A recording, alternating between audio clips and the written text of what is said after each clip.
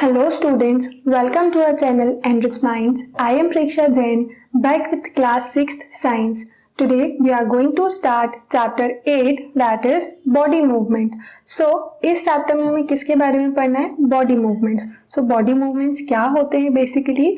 जो आप एक प्लेस से दूसरे प्लेस तक मूव करते हो, आपके हैंड्स, लेग्स, अब बाकी जो बॉडी पार्ट्स हैं वो सब मूव करते हैं, वो किस में आएगा? सिंपली बॉडी मूवमेंट्स में. अब इसका क्या इंपॉर्टेंस है? सो बॉडी मूवमेंट जो है ना वो एक फंडामेंटल प्रोसेस है लाइफ की. जैसे ग्रोथ हो रही है, नेचुरल प्रोसेस है, ऐसी बॉडी मूवमेंट भी क्या है? इसेंशियल एंड नेचुरल प्रोसेस है. तो हम पढ़ते हैं इस चैप्टर में कि कैसे बॉडी के अलग अलग पार्ट्स जो हैं वो मूव करते हैं एंड क्या मैकेनिज्म इसके लिए इन्वॉल्व है और कौन से बॉडी पार्ट्स क्या फंक्शन प्ले करते हैं. Seat absolutely still. सो क्या करना है? सबसे पहले तो आपको एकदम स्टिल सीधे बैठना है, जो थोड़ा सा डिफिकल्ट हो सकता है आपके लिए क्योंकि सीधे बैठना अच्छा नहीं लगता आपको. Observe the movements taking place in your body and एकदम स्ट्रेट एंड स्टिल बैठने के बाद आपके बॉडी में जो मूवमेंट्स हो रहे हैं ना उनको ऑब्जर्व करो. You must be blinking your eyes time to time. So क्या हो रहा होगा ना, आपकी बॉडी स्टिल है, स्टिल जो आईज है ना वो ब्लिंक कर रही होंगी. Observe the movement in your body as you breathe. And breathing भी कंटिन्यूसली होती है क्योंकि आप ऐसा थोड़ी ना कि ब्रेक ले लेके अपनी ब्रीथिंग प्रोसेस करते हो, जो सांस लेते हो आप, तो वो भी कंटिन्यूअस है. तो स्टिल बैठोगे उसके बाद भी ब्रीदिंग मूवमेंट होंगी. There are so many movements that happens in our bodies. तो हमारी बॉडीज में ना बहुत सारी ऐसी मूवमेंट्स होती हैं. When you are writing in your notebook, which part of the body are you moving? So जब आप नोट डाउन कर रहे हो कुछ नोटबुक में, जैसे अभी आप पढ़ते पढ़ते कुछ इंपॉर्टेंट पॉइंट्स राइट करोगे, सो कौन सा आपका बॉडी पार्ट मूव करेगा? Obviously hand. और when you turn and look at your friend, different parts of your body move while you remain at the same place in these examples. So जब आप note down कर रहे हो ना तो आप एक प्लेस पे बैठे हुए हो एंड अगर आप वहीं पर बैठते बैठते पीछे से किसी ने आवाज़ दी तो उसको पीछे मुड़ के देखोगे, स्टिल आप उसी प्लेस पर हो, आपके बॉडी पार्ट क्या है? मूव कर रहे हैं. You also move from one place to another. You get up and go to your teacher or to the school compound or go to home after school. And इसके अलावा दूसरी movement क्या होती है जिसमें आपकी प्लेस चेंज होती है. जैसे आप यहाँ से उठ के दूसरे रूम में चले जाते हो या फिर विद इन दिस रूम किसी दूसरी प्लेस पर जा रहे हो, स्कूल में एक क्लासरूम से दूसरे क्लासरूम या फिर कंपाउंड में घूम रहे हो. तो इस सब में क्या है ना, बॉडी मूव भी कर रही है एंड प्लेस चेंज भी हो रहा है. You walk, run, skip, jump and move from place to place. So आप क्या करते हो? वॉक भी करते हो, स्किपिंग होती है, रनिंग, जंपिंग, ये सारे चीज़ों में क्या है? आपकी प्लेस चेंज हो रही है, मूवमेंट हो रही है इसमें. Let us see how animals move from place to place by filling up table 8.1 after discussing with our friends, teachers and parents. So यहाँ पर क्या है ना, टेबल 8.1 में कुछ एनिमल्स दिए हुए हैं एंड उनकी मूवमेंट है कि कैसे वो मूव करते हैं एंड कौन सा बॉडी पार्ट जो है वो उस मूवमेंट में इन्वॉल्व है. सो हम 8.1 टेबल देखते हैं. उसके पहले यहाँ पर बूझो को देखते हैं, क्या बातें कर रहा है वो. Boojho wonders about movement in plants. So Boojho के माइंड में क्या चीज़ आ रही है कि movements of living organism, plants भी होते हैं, उनमें भी तो मूवमेंट्स होती होगी. He knows they do not move from place to place, but they show any other kind of movements. So वो ये तो पता है उसको कि वो अपनी प्लेस चेंज नहीं करते. ऑब्वियसली ये किसको नहीं पता होगा कि प्लांट्स प्लेस चेंज नहीं करते. बट और कोई टाइप की मूवमेंट हो सकती है क्या प्लांट्स में? सो इसका आंसर तो होगा येस एंड बाकी इसका हम डिटेल देखेंगे आगे की क्लासेस में. तो हम पहले देखते हैं क्या, टेबल 8.1 जहाँ पर अलग अलग एनिमल्स का मूविंग पैटर्न दिया हुआ है. सो काउ सिंपली मूव कर रही है जब, तो कौन इन्वॉल्व है, कौन सा बॉडी पार्ट इन्वॉल्व है? लेग्स. एंड सिंपली वो क्या करती है? वॉक करती है ना. देन ह्यूमंस है, तो ह्यूमंस भी जब एक प्लेस से दूसरी प्लेस जा रहे हैं तो आप अपने लेग से चल के जाते हो ना या फिर हैंड से. तो यहाँ पर भी क्या आ जाएगा? लेग्स. एंड क्या करते हो? वॉक करते हो. फ्लाई तो नहीं करते हो ना, स्विम करते हो. सो लेग्स की हेल्प से आप क्या करते हो? वॉक. देन स्नेक है, तो स्नेक को अगर आपने कभी देखा है, रेप्टाइल होता है एंड मोस्टली रेप्टाइल जो है ना उनका मूविंग पैटर्न क्या होता है? स्लिथर. दैट मीन्स कि पूरी बॉडी ही उसमें इन्वॉल्व होती है and body part involve simply हो जाएगा क्या? Whole body. And whole body से अगर कोई भी एनिमल मूव कर रहा है ना उसको क्या बोलते हैं? Simply slither. एंड देन है क्या? बर्ड्स, तो बर्ड्स क्या करते हैं, फ्लाई करते हैं। सो बर्ड्स में ना बॉडी पार्ट इन्वॉल्व में जनरली क्या आता है, विंग्स एंड फेदर्स, बट कुछ बर्ड्स ऐसे भी हैं जो फ्लाई नहीं करते हैं, मतलब ज़्यादा हाइट तक, एंड वो मूव करने के लिए अपने लेग्स का भी यूज़ करते हैं। बट हम इन जनरल मोस्ट बर्ड्स के लिए लिख रहे हैं, तो यहाँ पर विंग्स एंड फेदर्स लिखा है बॉडी पार्ट्स में, एंड कैसे वो मूव कर रहे हैं, तो सिंपली फ्लाई। उसके बाद इंसेक्ट्स है, तो इंसेक्ट्स क्या करते हैं, क्रॉल करते हैं, क्योंकि स्मॉल स्मॉल लेग्स होते हैं तो उसकी हेल्प से वो क्या करते हैं, क्रॉल्स करते हैं। एंड फिश क्या करती है, स्विम करती है। क्या इन्वॉल्व होता है, फिन्स जो है फिश में वो इन्वॉल्व होते हैं स्विमिंग करने में। फाइन, तो ये टेबल मैंने आपको बता दिया है, बट मिसिंग जो ब्लैंक्स है वो आप फिल कर लेना। Walk, run, fly, jump, creep, crawl, slither and swim. These are only a few of the ways in which animals move from one place to another. So ये जो कुछ options हैं कि running, flying, jumping, creeping, crawling, slither and swim, इन सारे movement से काफ़ी सारे जो एनिमल्स हैं वो अपनी पोजीशन को चेंज करते हैं। Why are there so many difference in the way that animal move from one place to another. अब इतने सारे अलग अलग वेज क्यों है कि काउ जो है वो वॉक कर रहा है, बर्ड जो है वो स्विम कर रही है, बर्ड जो है वो फ्लाई कर रही है, एंड फिश जो है वो क्या है, स्विम कर रही है। तो ये क्यों है वैरायटी, बिकॉज एनिमल का जो बॉडी ऑर्गेनाइजेशन है वो डिफरेंट है। अब काउ फिश के जैसे तो नहीं दिखती है ना, डिफरेंट दिखती है, तो ऑब्वियसली क्या होगा, उसका मूविंग पैटर्न भी डिफरेंट होगा। Why is it that many animals walk while a snake slither और crawls and a fish swims. So ऐसा क्यों है, because of the body organisation. अभी बोला ना कि डिफरेंट क्यों है, बिकॉज उनका बॉडी ऑर्गेनाइजेशन वैसा है, दैट इज वाई मूवमेंट उस अकॉर्डिंग होती है। नेक्स्ट टॉपिक है क्या, अब human body and it's movement. तो हम यहाँ पर मेनली किसके बारे में पढ़ रहे हैं, ह्यूमन बॉडी की movement. Let us look closely at some of our own movements to begin with before looking at all these varieties of movements in animals. तो एनिमल्स की मूवमेंट के बारे में पढ़ने से पहले क्या है, हम हमारे बॉडी की मूवमेंट्स के बारे में पढ़ लेते हैं, जिससे क्या है ना, हमको थोड़ा सा आइडिया हो जाएगा। Do you enjoy physical exercise at school? So school में फिजिकल एक्सरसाइज होती है तो एंजॉय करते हो क्या? ऑब्वियसली करते हैं काफ़ी सारे स्टूडेंट्स, क्योंकि क्या होता है ना, उसमें फन होता है। बट जो लेजी होते हैं वो उसमें भी इंजॉय नहीं करते। How do you move your hands and legs while doing different exercises? So various जो एक्सरसाइज करते हैं उस टाइम हैंड्स और लेग्स का मूवमेंट होता है ना।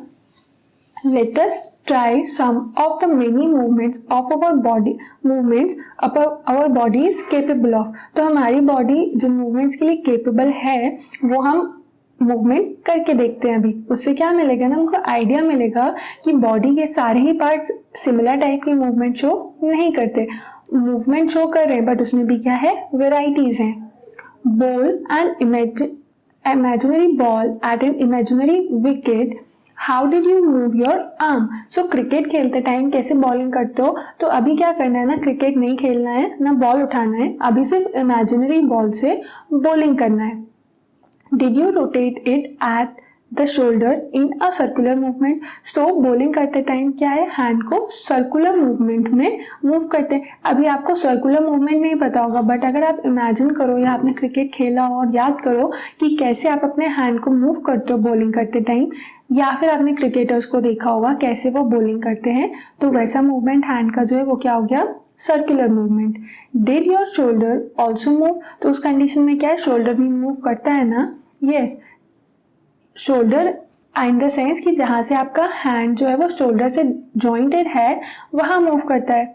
लाई down and rotate your leg at the hip. So आपका क्या करना है, फ्लोर पे या फिर बेड पे प्रॉपर लाई डाउन करना है, लेटना है, एंड उसके बाद अपना जो लोअर बैक है उसको रोटेट करने का ट्राई करना है। Bend your arm eight the elbow and the leg at the knee. And उसके बाद थर्ड मूवमेंट क्या करने हैं, अपने हैंड्स को एल्बो वाली पोजीशन से एंड लेग्स को नी पोजीशन से। जहाँ से आपका हैंड फोल्ड होता है वो पोजीशन क्या है, एल्बो, एंड जहाँ से आपका लेग फोल्ड होता है वो पोजीशन क्या है, knee. Stretch your arm sideways and next movement क्या करना है, आर्म्स को साइडवेज स्ट्रेच करना है साइड में। Bend your arms to touch your shoulders with your fingers. So arms को बेंड करके ना शोल्डर्स को टच करने का ट्राई करना है फिंगर्स की हेल्प से। Which part of your arm did you bend? So arm का कौन सा पार्ट बेंड हो रहा है? एल्बो पार्ट से बेंड होता है. Straighten your arm and try to bend it downwards, and then arm को स्ट्रेट करके डाउनवर्ड बेंड होना है. Are you able to do it? So ये सारी जो मूवमेंट्स है ना, ये ऑब्वियसली आप ट्राई करते तो हो, बट यहाँ पर और दिया हुआ है इसीलिए डबल से ट्राई करने, क्योंकि हमें क्या करना है ना, यहाँ पे उन मूवमेंट्स के बारे में समझना है. Try to move the various parts of your body and record their movement in table 8.2. So ये जो movements है ना, ये ट्राई करने का रीजन अभी क्या है, क्योंकि 8.2 टेबल जो है वो फिलअप करना है. जैसे अब यहाँ पर आपने नेक का जो मूवमेंट करोगे, सो नेक क्या है, कंप्लीटली रोटेट करता है. बैकवर्ड आप स्ट्रेट खड़े हो एंड आप बैकवर्ड देख सकते हो कि आपका नेक बैकवर्ड रोटेट हो जाएगा. इनकेस अगर ऐसा होता ना तो आप लोग तो डर जाओगे अगर किसी का भी नेक रोटेट होगा. डर जाते हो ना, बिकॉज ये कॉमन मूवमेंट नहीं है. नेक जो है वो सिर्फ पार्शियली रोटेट होता है. दैट मीन्स कि वो सिर्फ साइडवेज देख सकता है एंड अपसाइड डाउन साइड देख सकता है, वो बैकवर्ड नहीं देख सकता. एंड रिस्ट है, हैंड की रिस्ट भी अगर कोई प्रॉपर कंप्लीटली रोटेट कर दे सो वो भी पॉसिबल नहीं है. सिर्फ कंप्लीटली रोटेट क्या होता है, आर्म, जो कि सर्कुलर मूवमेंट है जब बॉलिंग करते टाइम होती है. एंड बाकी सब में क्या होता है ना, पार्शियली रोटेट ही होते हैं. एंड इवन कुछ बॉडी पार्ट्स ऐसे हैं जो सिर्फ बेंड होंगे, इवन रोटेट भी नहीं होते हैं थोड़ा सा भी. जैसे आप बोल सकते हो आर्म है तो वो तो रोटेट हो रहा है, बट एल्बो के यहाँ से अगर आप अपने हैंड को, लोअर आर्म को रोटेट करोगे तो नहीं होगा ना वो रोटेट. दैट इज वाई यहाँ पर ये जो मूवमेंट है आपको डबल से ऑब्जर्व करना है एंड इसको फिल करना है. सिंपली आपको क्या है, यस एंड नो में फिलअप करना है ये पूरी टेबल में. हाँ, आगे देखते हैं हम. Why is it that we are able to move a few parts of our body easily in various directions and some only in one direction? So ये reason ऐसा क्यों है कि body parts अब सारे similar टाइप से move क्यों नहीं करते हैं? कुछ रोटेट कर पा रहे हैं, कुछ एक ही डायरेक्शन में मूव करते हैं, कुछ दो डायरेक्शन में मूव करते हैं और कुछ मूव ही नहीं करते हैं. सो ये वेराइटीज क्यों, ये पार्शियलिटी हुई ना कि सारे बॉडी पार्ट्स को सेम मूव करना था. Why are we unable to move some parts at all? अब हम कुछ बॉडी पार्ट्स मूव ही नहीं कर सकते, तो ऐसा क्यों हो रहा है, डिस्क्रिमिनेशन हो रहा है यहाँ पर तो भाई कुछ बॉडी पार्ट्स के साथ. तो वो देखते हैं हम आगे कि ऐसा क्यों है. Activity 1. Place a scale lengthwise on your arm so that your elbow is in the center. So क्या करना है, यहाँ पर फिगर 8.1 में दिया हुआ है ना कि ऐसे स्केल लगाना है एंड स्केल के सेंटर में क्या हो, एल्बो हो, एंड दोनों साइड से उस स्केल को अपने आर्म से टाई कर लेना है. Ask your friend to tie the scale and your arm together. And अपने फ्रेंड को बोलना है क्या कि ये स्केल को जो है वो आर्म से टाई करना है, बांधना है. Now try to bend your elbow. Are you able to do it? Then उसके बाद क्या करो, एल्बो को बेंड करने का ट्राई करना है, दैट इज फोल्ड करने का ट्राई करना है. तो यहाँ पर आंसर क्या हो जाएगा, are you able to do it is no. ऐसा नहीं होगा बिकॉज यहाँ पर ये जो सॉलिड सपोर्ट लग गया है स्केल का, उसकी वजह से एल्बो की मूवमेंट नहीं होगी. Did you notice that we are able to bend or rotate our body in places where two parts of our body seems to be joined together like elbow, shoulder और neck? So इस activity से conclusion क्या निकल रहा है कि हमारे body parts जो हैं, जो भी मूव कर पा रहे हैं वो तभी कर सकते हैं जब वहाँ पर जॉइंट हो. दैट इज एल्बो में जॉइंट होता है ना, वहाँ पर आके दो बोन्स का है, उनका जॉइंट है, शोल्डर के पे जॉइंट है, नेक पे जॉइंट है. तो यहाँ पर मूवमेंट क्यों पॉसिबल है, बिकॉज यहाँ पर दो पार्ट्स आके ज्वाइन हो रहे हैं. आप बाकी और चीजें भी देखो कि फोल्डिंग कहाँ पर पॉसिबल है, जहाँ पर जॉइंट है, एंड एक दूसरी जगह फोल्डिंग जहाँ पॉसिबल है जब जो भी चीजें सॉफ्ट है. बट हमारी बॉडी में जो बोन्स हैं वो तो बिल्कुल भी सॉफ्ट नहीं है ना, वो तो हार्ड है. तो वहां पर मूवमेंट सिर्फ कब पॉसिबल है, जब दो बोन्स को ज्वाइन किया जाए एक प्लेस पे. These places are called joints. तो सिंपली दो बोन्स आके मिल रही हैं या दो पार्ट्स आके मिल रहे हैं, वो उस प्लेस को क्या बोल देंगे, joints. Can you name more such joints? If our body has no joint, do you think it would be possible for us to move in any way at all? So कुछ और joints कहाँ पर हैं, हमारे hands में है, fingers जो movement हो रहा है, toes में जो fingers and ankle जो है फुट के ऊपर वहाँ मूवमेंट होता है, तो वहाँ भी ऑब्वियसली जॉइंट है. सो ये सारे क्या है, बॉडी में जॉइंट्स हैं. जो कि मूवमेंट करते हैं। एंड इन केस अगर जॉइंट्स नहीं होते तो क्या हमारी बॉडी मूव कर सकती थी? सो इसका आंसर क्या हो जाएगा? Obviously no. अगर जॉइंट्स नहीं होंगे तो बॉडी बोन्स जो है वो तो बहुत हार्ड होती है, दैट इज वाई मूवमेंट तो पॉसिबल ही नहीं होता। सो जॉइंट्स क्या है? बहुत इंपॉर्टेंट है। What exactly is joined together at these joint? So in joints पे join क्या होता है? अभी मैंने तो आपको बता दिया bones join होते हैं, बट स्टार्टिंग से अगर यहाँ तक का हम पढ़ लेते हैं तो क्या पता ही नहीं चलता क्या join हो रहा है। सो यहाँ join क्या होता है? bones join होती हैं। सो bones join कैसे होती हैं? फेविकॉल से, या फिर वहाँ पर भी ऐसे वो नट बोल्ट होते हैं उससे लगाते हैं। Answer is ligaments. लिगामेंट्स क्या है? एक टाइप के टिश्यूज होते हैं जो दो बोन्स को ज्वाइन करते हैं। सिंपली इसको आप बोल सकते हो फेविकॉल होती है जो दो बोन्स को ज्वाइन कर रही है। Press your fingers against the top of your head, face, neck, nose, ear, back of the shoulder, hand and leg including the fingers and toes. तो आपको अपने जो फिंगर्स है ना वो ये बॉडी पार्ट्स पे अलग अलग जगह प्रेस करके एंड उसकी सरफेस को फील करना है। फॉर एग्जांपल नोज की सरफेस आपको फील करना है कि इनसाइड आप उस पर क्या फील कर पा रहे हो, बोन्स हैं या मसल्स हैं। देन ईयर्स में जो बोन्स या मसल्स हैं वहां पर आप कुछ फील कर पा रहे हो क्या? Do you get a feel of something hard pressing against your fingers? तो जब आप अपनी फिंगर से टच कर रहे हो तो आपको कुछ हार्ड टाइप की फीलिंग आ रही है। The hard structure are the bones. तो ये हार्ड स्ट्रक्चर क्या है? ये है bones. Repeat this activity on other parts of your body. So इस एक्टिविटी को बॉडी के दूसरे पार्ट्स पे भी ट्राई करना है। So many bones. तो आपको क्या पता चलेगा कि हमारी बॉडी में क्या है ना, बहुत सारी बोन्स हैं। Bones can not be bend, and bones क्या है? बहुत हार्ड होते हैं, दैट इज वाई उनको बेंड नहीं किया जा सकता। So how do we bend our elbow? तो हम अपने एल्बो को कैसे बेंड करते हैं? एल्बो क्यों बेंड होता है? बिकॉज वो जॉइंट होता है। बोन्स सिर्फ किस लिए मूव कर पाती हैं? जब उन्हें हम जॉइन कर देते हैं। अगर बोन्स में जॉइनिंग नहीं होगी ना तो वो भी मूव नहीं कर सकते। It is not one long bone from the upper arm to our wrist. So यहाँ पर आ गया डिटेल एक्सप्लेनेशन कि हमारे एल्बो जो है ना तो वो ऐसा नहीं है कि अपर आर्म से फिंगर्स तक लेकर और रिस्ट तक लेकर एक ही कंबाइंड एक बोन हो। It is different bones joined together at the elbow. So elbow के पास क्या है ना, डिफरेंट बोन्स joined हैं जिसकी वजह से मूवमेंट पॉसिबल है। Similarly, there are many bones present in each part of the body. So body के ना पूरे टोटल मिला के बहुत सारी bones present हैं। We can bend or move our body only at those points where bones meet. So हम body part सिर्फ कहाँ move कर सकते हैं? जहाँ पर आके की bones में join हो रही हैं। There are different types of joints in our body to help us carry out different movements and activities. So ना बहुत सारे टाइप के joints होते हैं जो कि हमें help करते हैं various movements में एंड दूसरी एक्टिविटीज के लिए। Let us learn about some of them. So यहाँ पर क्या है, हम उनमें से कुछ joints के बारे में पढ़ते हैं। तो सबसे फर्स्ट joint है क्या? Ball and socket joint. अब बॉल एंड सॉकेट joint क्या है? Roll a strip of paper into a cylinder. तो क्या करना है, इसको एक एक्टिविटी के थ्रू हम समझते हैं। इस एक्टिविटी में एक रोल लेना है सिलेंडर शेप का।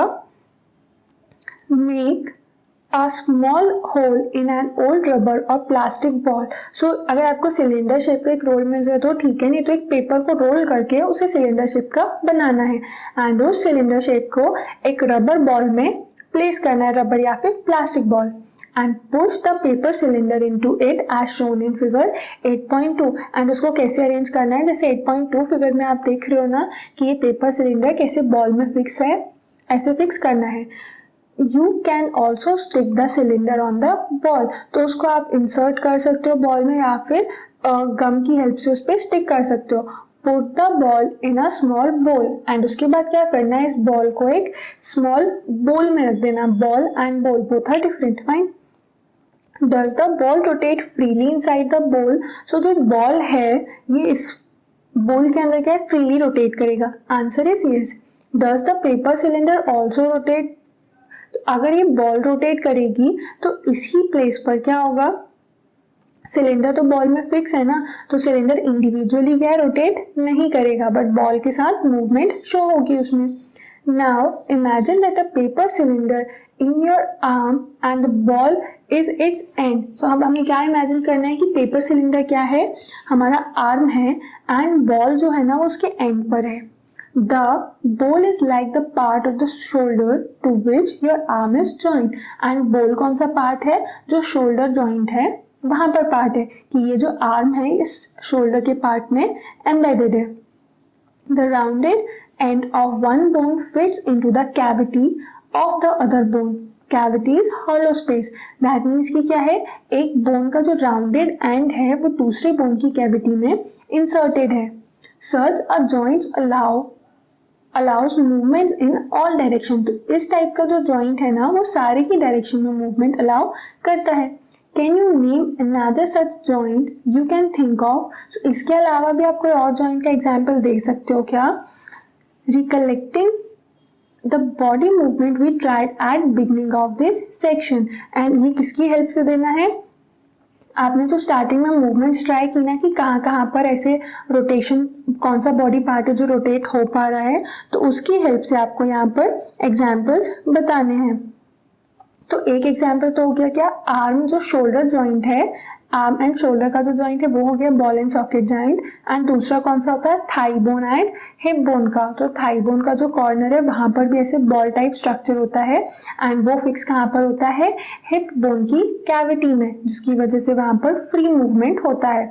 एंड ये क्या हो गया फिर, बॉल एंड सॉकेट जॉइंट। तो हमारी बॉडी में बॉल एंड सॉकेट जॉइंट के कितने पेयर्स प्रेजेंट हैं, 2 पेयर्स प्रेजेंट हैं। एक तो कहाँ हो गया, हैंड्स में, एंड दूसरा कहाँ हो गया, लेग्स में। अब पेयर्स क्यों बोला है, दैट मीन्स कि 4 बॉल एंड सॉकेट जॉइंट हैं। कितने हैं, 4 है। क्यों, बिकॉज 2 हैंड्स के एंड 2 लेग्स के। तो इन केस अगर कोई क्वेश्चन पूछे कि how many ball and socket joints are present in our body, so either your answer will be 4 joints और 2 पेयर्स। ठीक है, लोकेशन आपको पता है, shoulder and arm and hip bone and thigh bone. तो ये हो गया एक टाइप का जॉइंट। अब सेकेंड टाइप का जॉइंट क्या है, पाइवोटल जॉइंट। इसमें क्या है हम देखते हैं। The joint where our neck joints the head is a pivotal joint. So जहां पर हमारा नेक एंड हेड का जो जॉइंट है ना, उस जॉइंट को बोलते हैं पाइवोटल जॉइंट, जो दिया हुआ है कहाँ, फिगर 8.4 में। It allows us to bend our head forward and backward. And एक कौन सी मूवमेंट शो करता है, हेड को बैकवर्ड एंड फॉरवर्ड मूव करने में हेल्प करता है। And turn the head to our right और लेफ्ट। एंड और कौन सी मूवमेंट शो होती है हेड में, लेफ्ट एंड राइट टर्न करने की। Try these movements. तो अभी हेड को अपना left, right and up, forward and backward move करके देखो कि आपका हेड भी ये सारी मूवमेंट शो कर रहा है, क्योंकि सारे ह्यूमन का ऑर्गेनाइजेशन तो क्या है, सेम होता है। दैट इज वाई ये भी मूवमेंट आपकी बॉडी में भी शो होगा। How are these movements different from those of our arm that can rotate a complete circle in its ball and socket joint. So यहाँ पर अब क्या ऐसा डिफरेंट है ये पाइवोटल जॉइंट में, जो कि ये रोटेट नहीं कर सकते। जैसे बॉल एंड सॉकेट जॉइंट में रोटेशन हो रहा था ना, हाफ सर्कल कंप्लीट तो हो रहा था, तो वैसा पाइवोटल जॉइंट में क्यों नहीं हो रहा है। तो रीजन क्या होगा, in a pivotal joint a cylindrical bone rotates in a ring. तो यहाँ पर क्या है ना, जो पाइवोटल जॉइंट की बॉल होती है ना, सिलिंड्रिकल बोन होगी, वो एक रिंग में रोटेट होती है। That is why limited movement है। यहाँ पर वो क्या है, एक बॉल में रोटेट हो रही है। ये जो सिलिंड्रिकल बोन है, यहाँ पर कॉर्नर पे क्या है, बॉल स्ट्रक्चर है, एंड वो एक बॉल टाइप के फॉर्म में मूव हो रही है। आप यहाँ 8.2 एंड 8.3 फिगर में देख सकते हो। बट पाइवोटल जॉइंट में क्या होता है, जो सिलिंड्रिकल बोन है वो एक रिंग में मूव करती है, एंड वहां पर इसलिए लिमिटेड मूवमेंट है, forward, backward and left and right.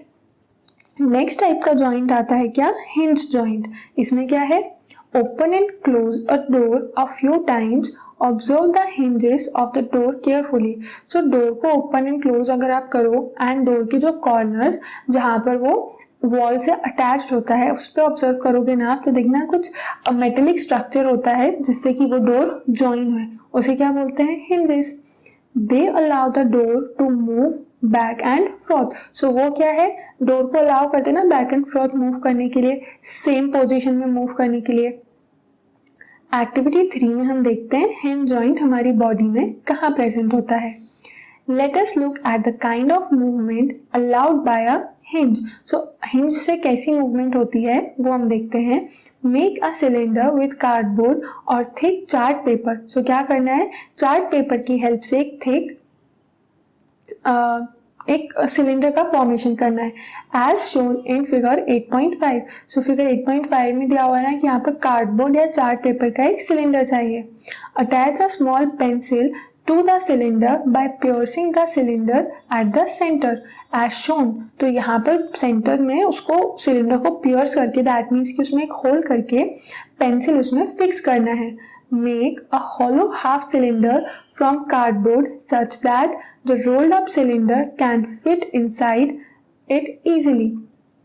अब क्या करना है, एक hollow half cylinder लेना है। ये देखो hollow half cylinder कार्डबोर्ड का बना के, एंड उसमें जो रोल्ड अप सिलेंडर था ना वो फिक्स हो जाए। देखो ये बाहर येलो दिख रहा है हाफ सिलेंडर, एंड ये ऊपर ब्राउन फुल सिलेंडर जिसमें कि पेंसिल फिक्स्ड है। The hollow half cylinder with the rolled up cylinder sitting inside it allows movement like a hinge. तो ये सिलेंडर की हेल्प से जो पेंसिल की मूवमेंट है ना वो लाइक हिंज पॉसिबल है, जैसे कि डोर ओपन होता है।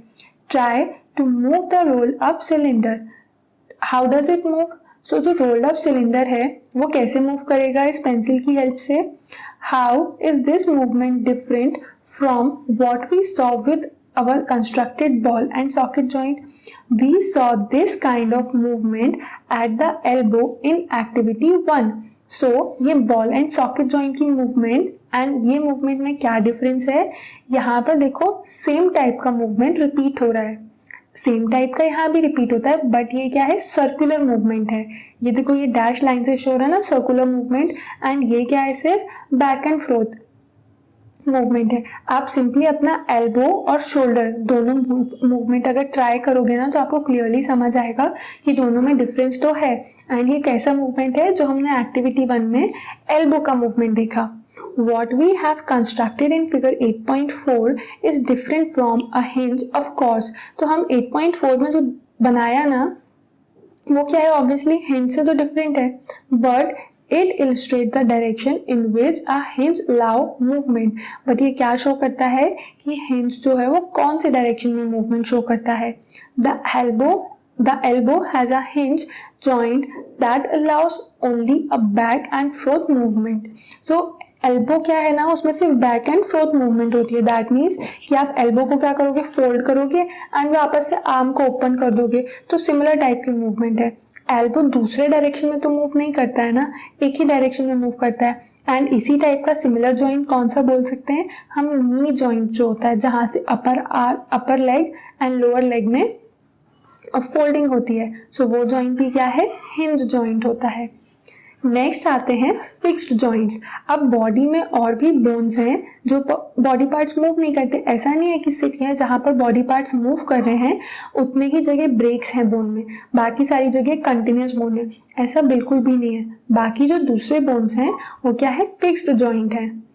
Some joints between bones in our head are different from those we have discussed so far. तो हमारे जो हेड में बोन्स होती है ना उसमें जो जॉइंट्स हैं वो काफ़ी डिफरेंट हैं जो जॉइंट्स हमने अभी पढ़े। जैसे ये तीनों जॉइंट्स जो पढ़े ना, ball and socket, pivotal and hinge joint, तो ये सब क्या है जो हमारे हेड में जॉइंट्स हैं उनसे different. The bones cannot move at the fixed joints, and जहाँ पर fixed joints है ना वहाँ पर बोन मूव नहीं करती है। सिंपली है कि अगर फेविकॉल से अटैच कर दिया तो वहाँ पर क्या होगा, मूवमेंट नहीं होता है।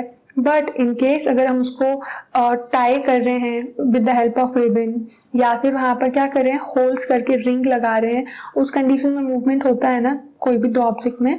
तो ऐसा ही यहाँ पर है, फिक्स्ड जॉइंट्स में क्या है, फेविकॉल लगा दिया जाता है जिससे पूरा पार्ट एक साथ मूव करता है। Such joints are called fixed joint. So Jin joints पे जो bones है वो movement शो नहीं करते उन joints को बोलते हैं fixed joints. When you open your mouth wide, you can move your lower jaw away from your head. So क्या है, जब आप अपना माउथ जो उसको वाइडली ओपन करोगे तो आपका लोअर जॉ देखना आपके हेड से दूर जा रहा है ना। Lower jaw and upper jaw दोनों अपोजिट डायरेक्शन में जाते हैं, तो लोअर पोर्शन है जो वो क्या है, हेड से दूर जा रहा है। Try to move your upper jaw now. आप अपर जॉ को जब आप मूव करने का ट्राई करोगे, are you able to move it, तो आपको क्या फील होगा कि ये तो मूव कर ही नहीं रहा है, सिर्फ लोअर जॉ मूव कर रहा है। And the rest of the head which is a fixed joint, so there is a joint between the upper jaw and the rest of the head which is a fixed joint. So upper jaw and head के बीच में जो joint है ना वो fixed joint है, that is why वो portion move नहीं करता, but lower jaw and upper jaw के बीच में जो joint है वो movable है। We discussed only some of the joints that connect parts of our body. So हमने ना यहाँ पर अभी सिर्फ कुछ ही जॉइंट्स के बारे में पढ़ा है जो हमारी बॉडी में प्रेजेंट होते हैं। What gives the different part of the body their different shapes? So body के जो डिफरेंट शेप्स होते हैं ये कैसे पॉसिबल है? If you want to make a doll, what will you make first? सो अगर आपको डॉल बनाना है तो आप सबसे पहले क्या बनाते हो? Perhaps a framework to give the doll shape before making its outer structure. तो obviously एक फ्रेम बनाते हो ना, आप इवन डॉल भी नहीं बनाते हो, कोई और आप चीज़ बना रहे हो, कोई भी ऑब्जेक्ट बना रहे हो तो आप क्या देते हो, पहले उसको एक फ्रेमवर्क देते हो, देन उसके बाद उसके ऊपर बाकी सारे सब्सटेंसेस अप्लाई करके उसे एक प्रॉपर शेप देते हैं। बट फ्रेमवर्क क्या है, हाउस बन रहा है, कोई भी बिल्डिंग का कंस्ट्रक्शन होता है उसमें भी सबसे पहले क्या बनाया जाता है, एक फ्रेमवर्क बनाते हैं ना, एक स्ट्रक्चर बनाते हैं। All the bones in our body also forms a framework to give a shape to our body. So हमारी बॉडी में भी क्या है ना, बोन्स जो हैं वो एक फ्रेमवर्क बनाते हैं, एक नेटवर्क बनाती हैं जो कि बॉडी को शेप देता है। अब ये फ्रेमवर्क क्या होता है? So this framework is called the skeleton. तो इस फ्रेमवर्क को क्या बोल देते हैं? स्केलेटन बोलते हैं, जो कि दिया हुआ 8.7 फिगर में। सो स्केलेटन बहुत स्कैरी होता है, as for skeleton and as for scary. क्योंकि स्कैरी क्यों लगता है? ये ऐसा लगता है ना कि कोई घोस्ट आ गया हो। How do we know that this is the shape of a human skeleton? So अब ये कैसे पता चला कि ये ह्यूमन स्केलेटन का जो शेप है? How do we know the shapes of the different bones in our body? हमारी बॉडी की जो डिफरेंट बोन्स हैं उनका शेप कैसे पता चलता है? We can have some idea about the shape and number of bones in some parts of our body by feeling them. So हम क्या कर सकते हैं, बॉडी के कुछ पार्ट्स की जो बोन्स है उसको तो बाहर से टच करके ही फील करके बता सकते हैं कि भाई क्या शेप हो सकता है। One way we could know this shape better would be to look at X-ray images of the human body. But अब बॉडी के सारे पार्ट्स को तो ऐसे हम बोन्स को टच कर नहीं सकते हैं, या फिर ऐसा भी नहीं है ना कि जैसे हमने प्लांट्स को रूट से निकाला एंड स्टडी कर लिया तो बॉडी से बोन्स निकाल के फिर शेप पता करके ऐसे फिक्स नहीं कर सकते। तो यहाँ पर एक दूसरी मेथड क्या दी हुई है जो कि एक बहुत ही इम्पॉर्टेंट है इसके लिए, वो क्या है? एक्सरे। अब एक्सरे आपने पहले सुना है तो बहुत अच्छी बात है, बट इसके बारे में डिटेल पता है तो इट इज़ वेरी गुड। नहीं पता है ना तो ध्यान से सुनो कि एक्सरे क्या होता है ना। अगर हम सिंपल चीज़ में देखें तो कि डॉक्टर को जब हमारी बॉडी के इनसाइड जो बोन्स हैं उसके बारे में पता करना होता है। अब क्यों पता करना होता है? कई बार फ्रैक्चर हो जाता है, कई बार कोई डिसऑर्डर होता है जो बाहर से नहीं दिख रहा है कि चोट लगी है, बट इंटरनल डिसऑर्डर कुछ होता है बोन्स में। सो इस टाइम पे वो क्या करते हैं, उनको फोटोग्राफ चाहिए होती है। तो ये सिंपली बॉडी के जो इनसाइड स्ट्रक्चर की फोटोग्राफ होती है ना, वो क्या है? एक्सरे होता है। बट इसमें क्या है, ऐसा नहीं है कि फोटोग्राफ लेने के लिए बॉडी पार्ट के इनर कोई कैमरा इंसर्ट किया जाता हो। ये एक्सरेज जो होती है ना, ये बहुत स्ट्रॉन्ग रेज होती हैं जो कि बॉडी की स्किन से पास करके इनर साइड जो बोन्स है ना उनका एक फोटोग्राफ ले लेते हैं।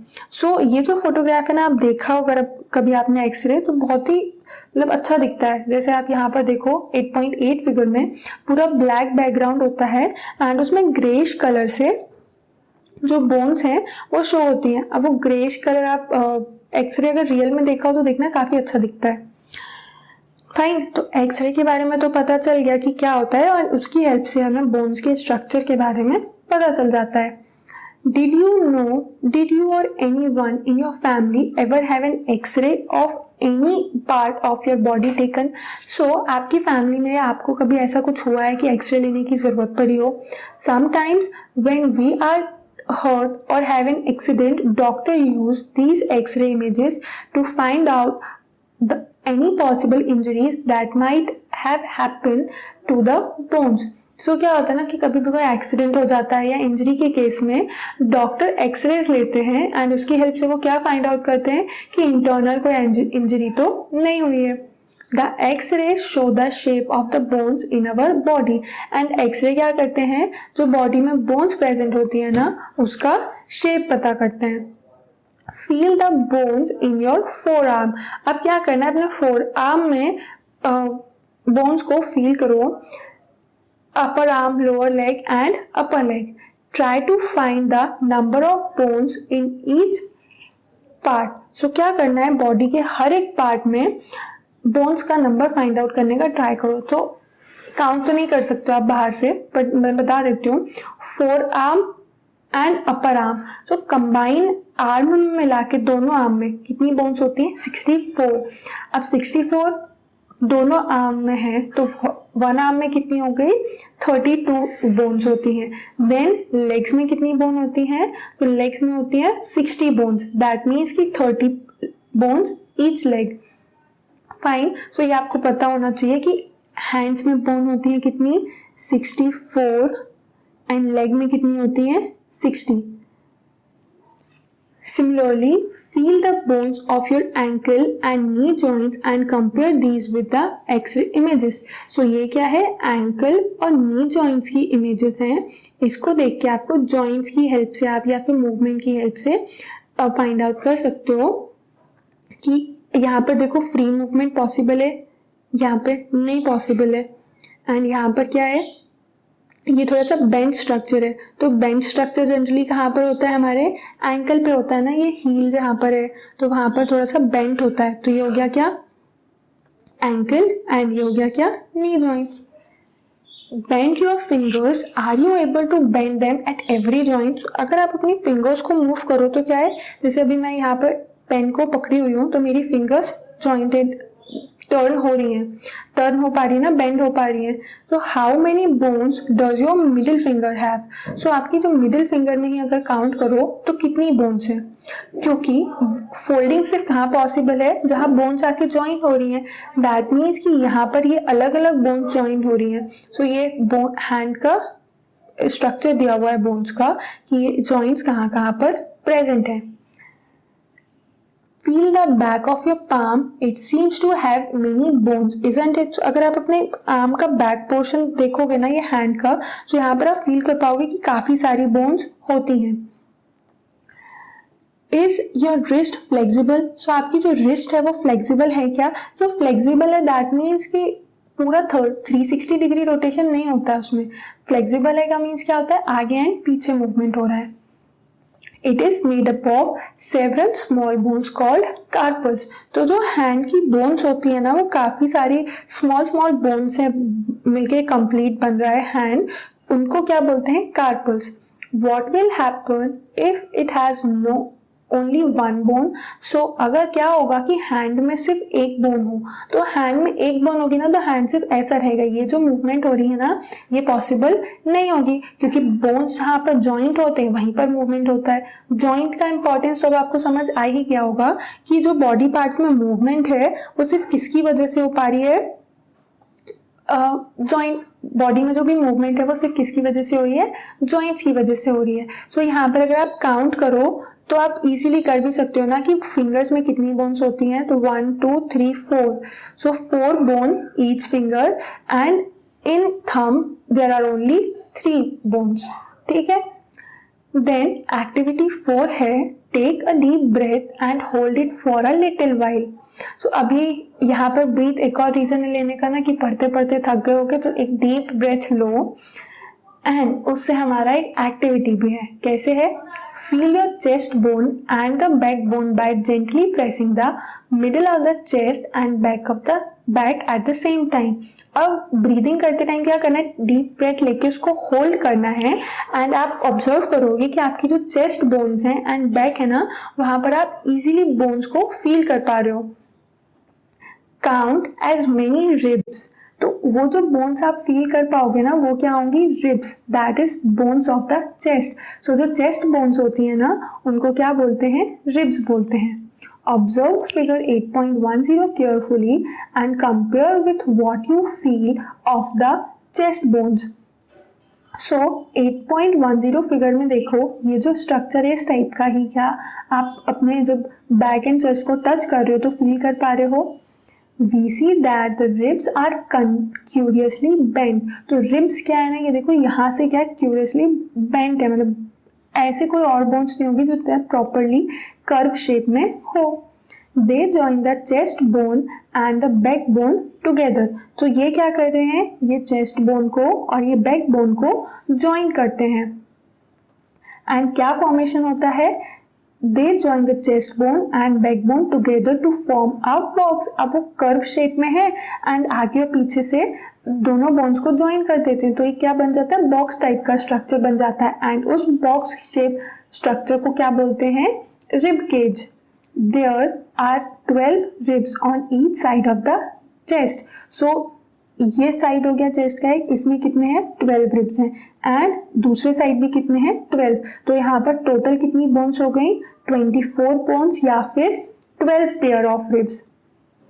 सम important internal parts of our body lie protected inside this cage। so कौन से body parts इसके अंदर होते हैं, and important तो lungs जो है वो इस rib cage के अंदर प्रेजेंट होता है एंड इवन हार्ट जो है वो यहाँ पर बॉटम में है, क्योंकि अगर आपने ये पढ़ा हुआ है हार्ट एंड लंग के बारे में तो लेफ्ट साइड पर लंग्स के ही बीच में हार्ट सिचुएटेड है। तो कौन से दो बॉडी पार्ट्स हैं इसके अंदर, lungs and heart. Ask some friends to touch their toes without bending their knees। सो ना ये एक एक्सरसाइज भी होती है ना, जब आपको हैंड्स की हेल्प से टोज को टच करना है एंड उसमें भी अपनी नीज को बेंड नहीं करना है, तो ये आप अपने एक फ्रेंड को बोलो करने के लिए। देन यहाँ पर क्या ऑब्जर्व करना है, starting from the neck move your fingers downward on the back of your friend. So इसमें क्या करोगे आप, नेक से लेके बैक तक बोन्स को जो है उसको फील करना है। What you feel is the backbone, and जो आप बोन्स को फील कर पा रहे हो ना एक पूरा स्ट्रक्चर, वो क्या होता है, बैकबोन होते हैं। It is made up of many small bones called vertebrae, and ये किससे मिलके बनती हैं, स्मॉल बोन से मिलके बन रही हैं जिनको बोलते हैं vertebrae. The backbone consist of 33 vertebrae, and backbone में कितनी वर्टिब्री होती हैं, 33। The rib cage is joined to these bones, and rib cage क्या है, इन बोन से ही joined होता है। If backbone has made up of only one long bone, will your friend be able to bend? So अगर backbone जो है वो complete one bone होती तो वहाँ भी क्या होता, मूवमेंट पॉसिबल नहीं थी, क्योंकि सिंगल बोन है, बोन तो बैंड करती नहीं है, सिर्फ अगर वहाँ जॉइंट्स प्रेजेंट है उस कंडीशन में बेंड होगी। तो यहाँ पर आप बैकबोन का स्ट्रक्चर भी देख सकते हो, ये नेक से लेके लोअर बॉडी तक जाता है, ठीक है। Make your friend stand with both hands pressed to the wall and ask her to push the wall। अब नेक्स्ट क्या करना है, बैकबोन तो फील कर लिया, देन उसके बाद अपने फ्रेंड को बोलो दोनों आर्म्स को वॉल पे प्रेस करे एंड ऐसे करे कि जैसे वो वॉल को क्या कर रहा है, पुश कर रहा है। Do you notice two bones on the back are prominent where the shoulders are। तो जब वो फोर्स अप्लाई करेगा ना, बहुत जोर से पुश करेगा वॉल को, तो क्या ऑब्जर्व करोगे आप, बैक साइड पर दो प्रोमिनेंट बोन होंगी जो कि कहाँ होंगी, शोल्डर्स के पास होंगी। तो they are called shoulder bones, उनको क्या बोलते हैं, शोल्डर बोन्स बोलते हैं।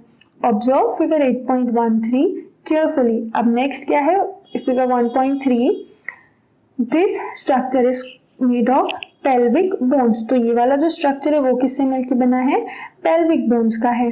दे enclose the portion of your body below the stomach, this is the part you sit on. So ये कहाँ पर प्रेजेंट है, स्टमक के नीचे जो पार्ट है ना वो क्या है, पेल्विक है, एंड आप जो सिट कर पा रहे हो ना, सो वो पेल्विक बोन्स की ही हेल्प से क्या है सिट कर सकते हो, बैठ सकते हो। अगर पेल्विक बोन्स नहीं होंगी तो क्या है बैठ ही नहीं सकते हैं। The skull is made up of many joint together, many bones joint together. अब आता है क्या पेल्विक बोन्स के बाद। पेल्विक बोन्स जो है ना वो 3 रीजन से मिलके बना हुआ है, ठीक है। तो यहाँ पर हम बीच बीच में नंबर ऑफ बोन्स भी पता करते जा रहे हैं, तो वो आप नोट डाउन करते जाना। पेल्विक बोन्स के बाद आता है क्या स्कल। तो स्कल में बहुत सारी बोन्स जो हैं वो एक साथ जॉइंट है।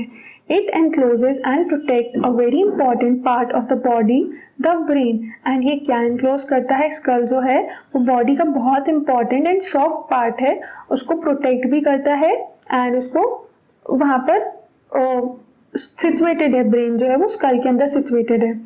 We discussed many bones and the joints of our skeleton. So हमने हमारी बॉडी के बहुत सारे बोन्स और स्केलेटन के बारे में भी पढ़ा। There are some additional parts of the skeleton that are not as hard as a bone and which can be bent. So अब हमारी बॉडी में ना क्या है बोन्स जैसे और भी पार्ट हैं जो बोन्स इतने हार्ड तो नहीं होते हैं बट वो क्या है बेंट हो सकते हैं एंड बोन्स इतने ही इंपॉर्टेंट भी हैं। So these are called cartilage. वो क्या है कार्टिलेज है। कार्टिलेज क्या होता है ना कनेक्टिव टिश्यू है और ये इंपॉर्टेंट क्यों है बिकॉज ये सपोर्ट प्रोवाइड करता है बोन्स को भी एंड बॉडी को भी एंड ये बोन्स इतना रिजिड नहीं होता एंड क्या करता है फ्लेक्सिबिलिटी प्रोवाइड करता है। फ्लेक्सिबिलिटी को प्रोवाइड करता है मूवमेंट्स के लिए। तो अब अगर हम देखें बोन्स एंड कार्टिलेज दोनों ही इंपॉर्टेंट हैं, दोनों ही स्केलेटन का पार्ट है, दोनों में डिफरेंस क्या है। तो डिफरेंस ये हो जाएगा ना कि बोन्स को बेंड नहीं कर सकते बट कार्टिलेज जो है वो थोड़ा सा फोल्ड हो सकता है, बेंड भी हो सकता है फोल्ड भी हो सकता है। एंड देन बोन्स जो है वो हार्डेस्ट पार्ट है बट कार्टिलेज जो है वो सॉफ्ट है और फ्लेक्सिबल है। सो बोन्स क्या है हार्ड है तो उसको बेंड करेंगे या उस पर कुछ प्रेशर अप्लाई होगा तो वो ब्रेक हो सकती है बट कार्टिलेज तो सॉफ्ट है तो उसमें क्या होगा ब्रेक नहीं होगा। और जो बोन्स होते हैं ना वो आपको पता है कि बोलते हैं स्ट्रॉन्ग बोन्स के लिए कैल्शियम खाना चाहिए। तो बोन्स किससे मिलके बने हैं कैल्शियम एंड फॉस्फोरस से मिलके बनते हैं बट कार्टिलेज जो है वो सॉल्ट्स और प्रोटीन्स होते हैं ना प्रोटीन सॉल्ट्स उनसे मिलके बना है तो वो क्या है सॉफ्ट है एंड वो एक टाइप है किसका टीश्यू का टाइप है। तो यहाँ पर हमने क्या देखा कार्टिलेज एंड बोन्स का डिफरेंस। अब कार्टिलेज कहाँ पर प्रेजेंट होता है आपको क्या पता। तो वो देखो feel your ear, do you find any hard bony part that can be bend. तो आप अगर अपने ईयर को टच करोगे ना तो थोड़ा हार्ड तो फील होगा but at the same time क्या है ईयर जो है वो बेंड भी हो जाता है। दैट मीन्स कि वहां पर क्या प्रेजेंट है कार्टिलेज प्रेजेंट है। There do not seem to be any bone here, isn't it? So यहाँ पर इतना हार्ड नहीं फील होता ना जैसे कि कोई बोन प्रेजेंट हो।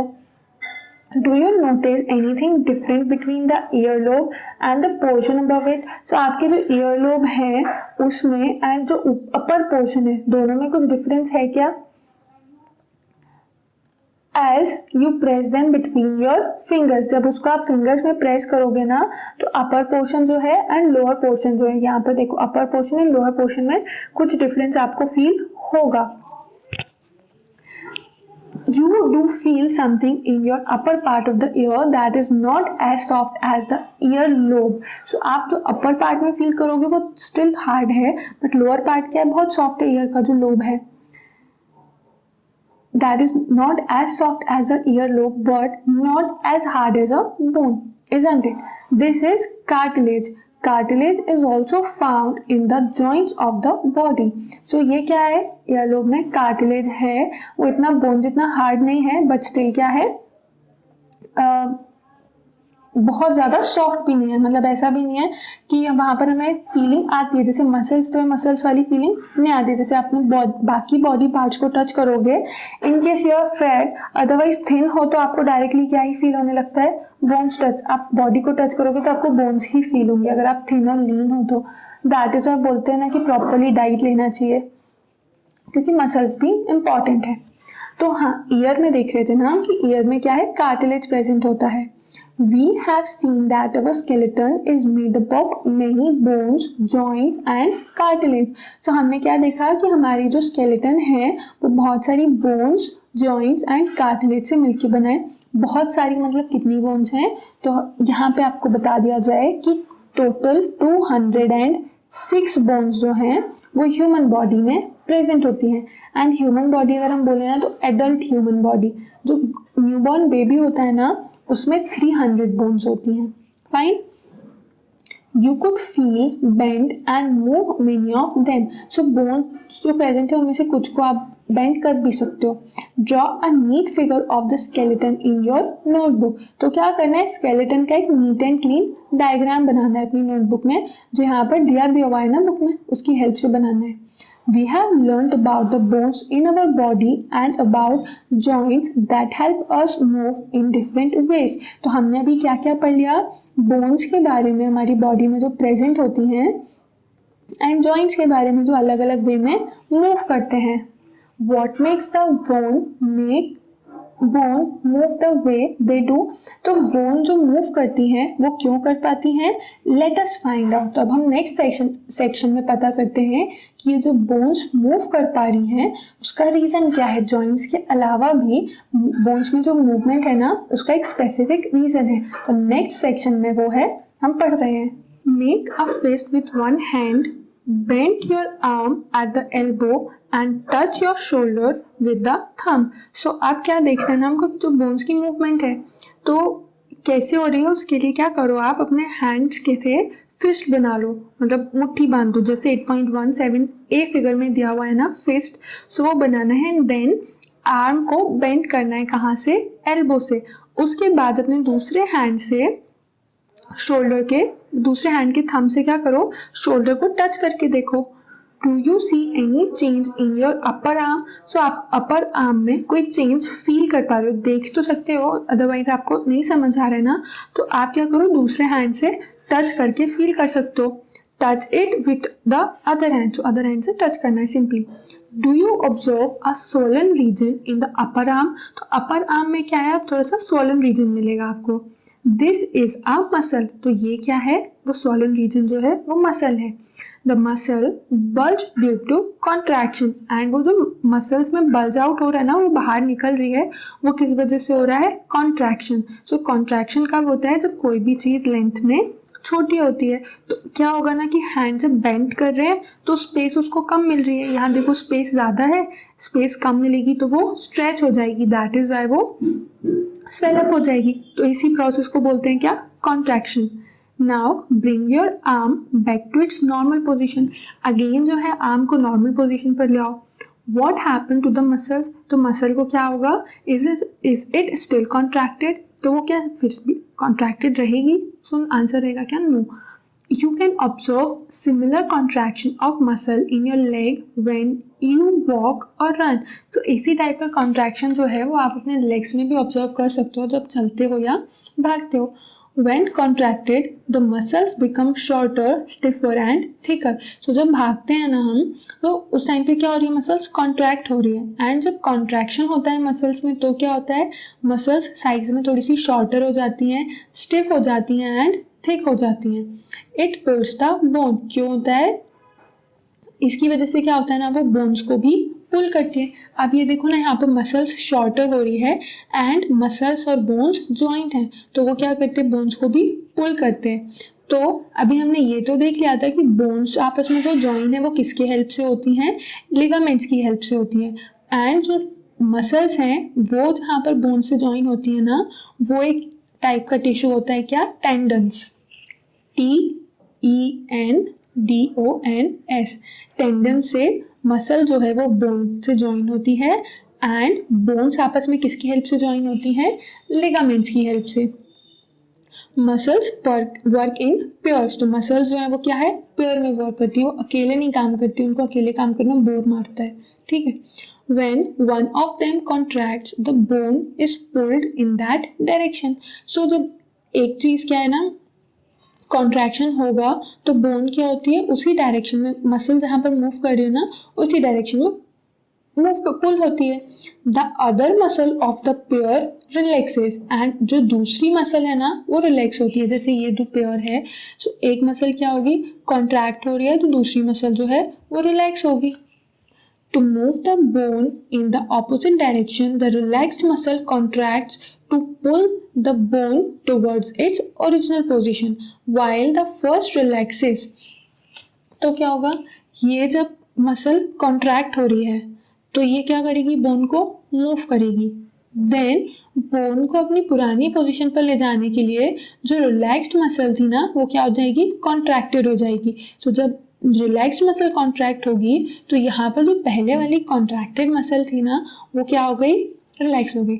अच्छा, कंफ्यूजन हो रहा होगा ना, कॉन्ट्रैक्शन रिलैक्शन, कौन सी मसल कॉन्ट्रैक्ट हो रही है, कौन सी मसल रिलैक्स हो रही है। तो सिंपल हम इस डायग्राम के थ्रू ही देख लेते हैं। हम muscle number 1 and muscle number 2 name दे दिया हमने, एंड ये हो गई क्या, बोन।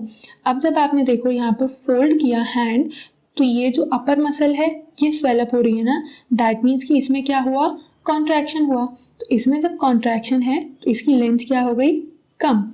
अब इसकी लेंथ कम हुई है बट यहाँ पर तो स्ट्रेचिंग हो रही है, तो यहाँ पर क्या हुई, मसल जो है वो रिलैक्स हुई, लेंथ में इंक्रीज हुई। फाइन। अब जब हैंड हम अगेन ओपन करेंगे तो क्या हो जाएगा ना, बोन अपने वापस से पोजीशन पर आएगी। तो ये जो मसल है ये रिलैक्स हो जाएगी एंड ये जो नीचे वाली मसल थी वो क्या हो जाएगी, कॉन्ट्रैक्ट हो जाएगी। तो सिंपली क्या है, वो पेयर में वर्क होता है। सो to move the bone in the opposite direction, the relaxed muscle contract to pull the bone towards its original position, while the first relaxes. तो ये समझ आया ना अब, a muscle can only pull, muscle क्या है, सिर्फ पुल कर सकती है, क्योंकि पुश नहीं कर सकती, it can not push.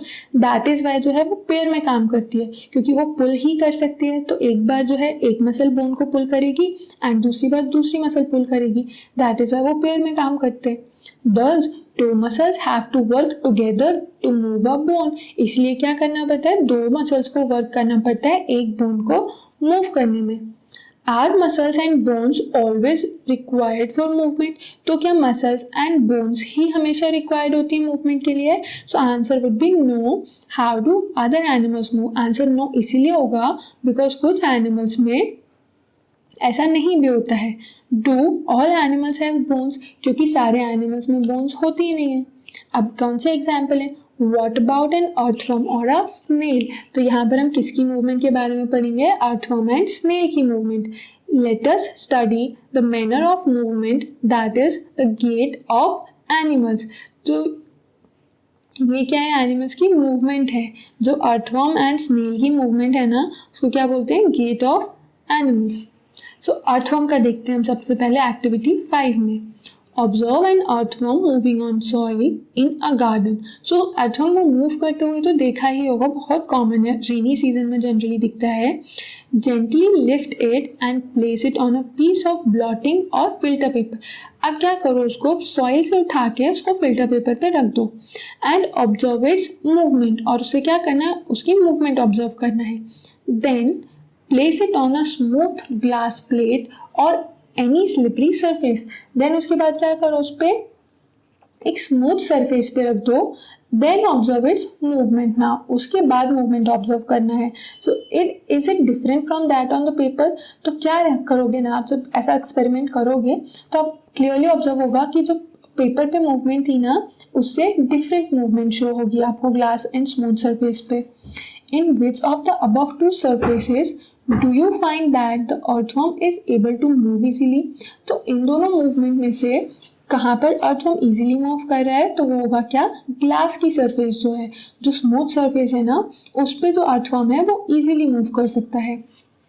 The body of an earthworm is made up of many rings joined end to end. So earthworm की जो बॉडी है ना वो किस टाइप से बनी है, उसमें रिंग्स हैं सेवरल। अगर आप इसमें क्लियरली देखो ना तो ये देखना छोटे छोटे से पार्ट्स दिख रहे हैं जो एक साथ ज्वाइन किए हो, तो ये रिंग्स हैं जिनको एक फॉर्म में ज्वाइन कर दिया है। And earthworm does not have bones, and earthworm में क्या है, बोन्स नहीं होती हैं।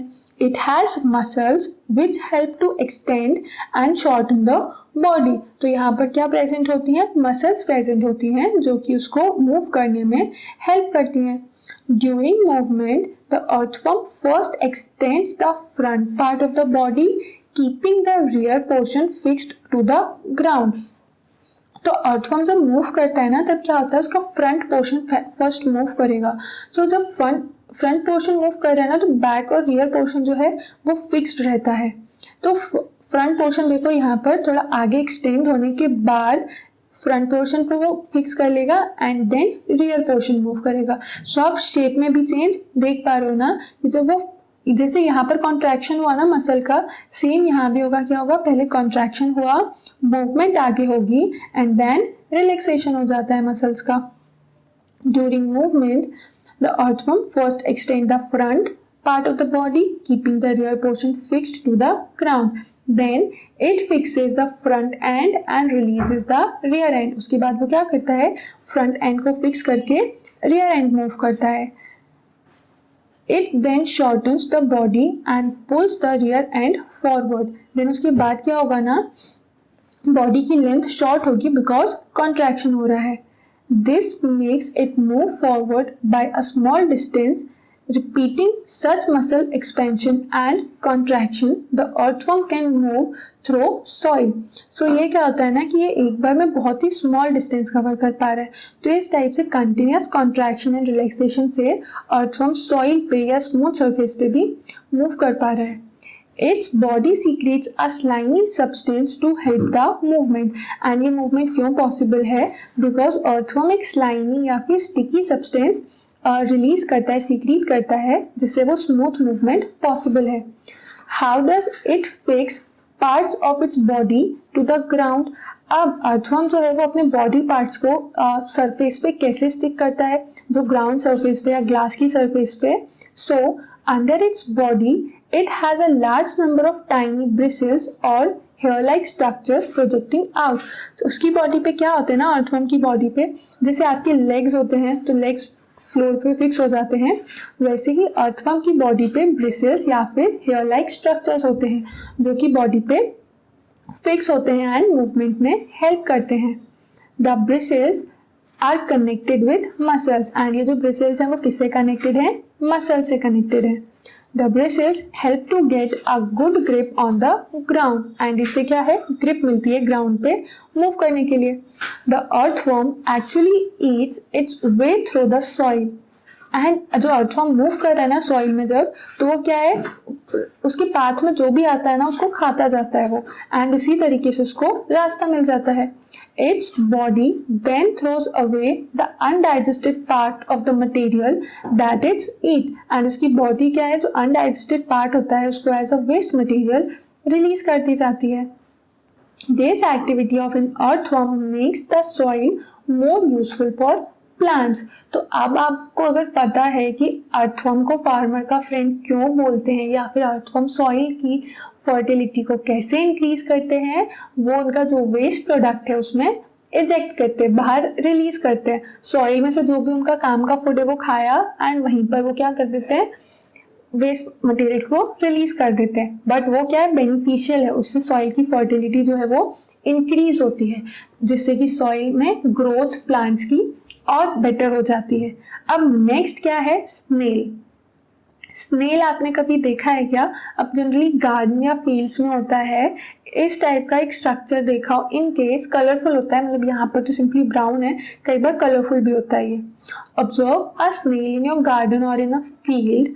Have you seen the rounded structure it carries on its back? So आपने अगर स्नेल देखा होगा तो ये देखना कि इस टाइप से एक राउंडेड स्ट्रक्चर वो अपने बैक पे कैरी करता है and it looks beautiful. This is called the shell and it is the outer skeleton of the snail. So ये क्या होती है, स्नेल की शेल होती है या फिर आउटर स्केलेटन है. जैसे ह्यूमन में स्केलेटन का अंदर प्रेजेंट है ना, तो स्नेल में क्या है, स्केलेटन बाहर प्रेजेंट है. But is not made of bones. But ये क्या है, बोन्स से मिलके नहीं बना है, मतलब ये स्केलेटन है बट बोन्स का नहीं बना. The shell is a single unit and does not help in moving from place to place. तो स्केलेटन क्या है, सिर्फ ऐसे शो के लिए है क्या, क्योंकि मूवमेंट में तो हेल्प कर नहीं रहा है। So it has to be dragged long, but वो हेल्प नहीं कर रहा है, बट उसको क्या है ना, उसको साथ लेके जाना पड़ता है। स्नेल ऐसा नहीं है कि स्केलेटन कुछ काम तो कर नहीं रहा है तो उसको वहीं छोड़ दे, इसके साथ लेके जाना पड़ता है। Place the snail on a glass plate and watch it. अब क्या करो, स्नेल की मूवमेंट ऑब्जर्व करने के लिए उसको एक ग्लास प्लेट पे रखो। When it start moving, carefully lift the glass plate along with the snail over your head. And glass में ऊपर साइड स्नेल रख लिया एंड अब नीचे साइड दिखेगा ऑब्वियसली, तो उसमें से आपको ऑब्जर्व करना है कि स्नेल कैसे मूव कर रहा है। Observe it's movement from beneath, तो नीचे साइड से आपको ग्लास से उसका मूवमेंट ऑब्जर्व करना है। A thick structure and the head of the snail will come out of an opening in the shell. तो शेल से क्या होगा, एक स्मॉल हेड लाइक स्ट्रक्चर बाहर दिखेगा। The thick structure is its foot. So ये जो thick structure दिखेगा ना, वो क्या है, स्नेल का फुट है, made of strong muscles, and ये काफी स्ट्रॉन्ग मसल से बनता है। Now carefully tilt the glass plate. The wavy motion of the foot can be seen. तो जब आप ग्लास प्लेट को टिल्ट करोगे ना, तो स्नेल में जो वेव टाइप का मोशन है वो इजीली ऑब्जर्व करोगे। Is the movement of snail slow or fast as compared to earthworm? So earthworm and snail का अगर हम movement compare करें तो किसका movement fast या slow होता है? So snail जो है ना वो काफ़ी slow move करता है, मतलब earthworm की comparison में तो ठीक ही है। अगर अब बाकी भी देखा जाए ना और दूसरे ऑर्गेनिजम्स में, तो अर्थवर्म क्या है ना, बॉडी की मसल्स को यूज़ करता है एंड बॉडी की मसल्स को क्या करता है, एक्सटेंड करता है फॉरवर्ड डायरेक्शन में। एंड उसमें क्या है, हेयर लाइक स्ट्रक्चर्स प्रेजेंट होते हैं जिसकी वजह से वो फास्टर मूव कर पाता है। बट इसमें स्नेल्स में क्या होता है, एक तो थिक है एंड ऊपर से इसमें मस्कुलर फुट होता है एंड पूरा बॉडी पार्ट इसमें इन्वॉल्व नहीं हो रहा है, साइज भी कम है, थिकनेस है, जिसकी वजह से इसमें मूवमेंट जो है वो स्लो हो जाती है।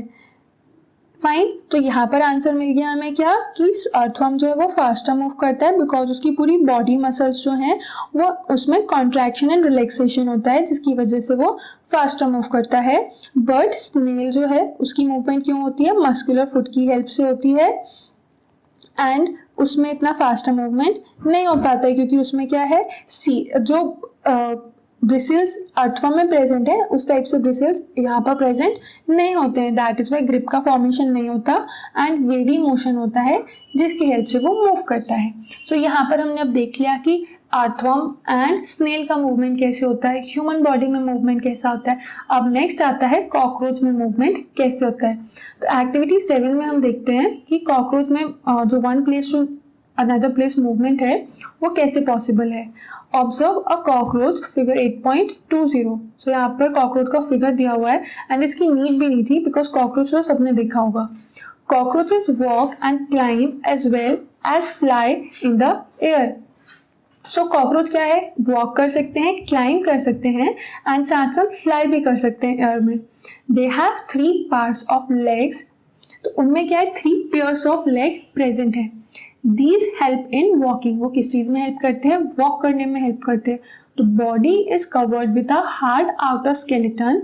This outer skeleton is made of number of plates joint together and that permits movement. तो बॉडी पे क्या है ना, प्लेट्स, आउटर स्केलेटन जो है उसमें प्लेट्स हैं बहुत सारी। अगर आपके आसपास कहीं कॉकरोच आपने देखा होगा ना, तो उसमें देखना कि उसकी जो बॉडी है वो रिमूव भी कर पाती है कई बार प्लेट्स। अगर आप कॉकरोच को पकड़ने का ट्राई करोगे ना, तो उसमें से प्लेट्स लाइक स्ट्रक्चर जो दिखते हैं वो क्या है, उसका स्केलेटन है। There are 2 pairs of wings attached to the body behind head and ये इसका head के behind क्या है, 2 pairs of wings present है। That means कि 4 wings present है and इन wings की help से वो क्या है, fly कर पाता है। The cockroaches have distinct muscles.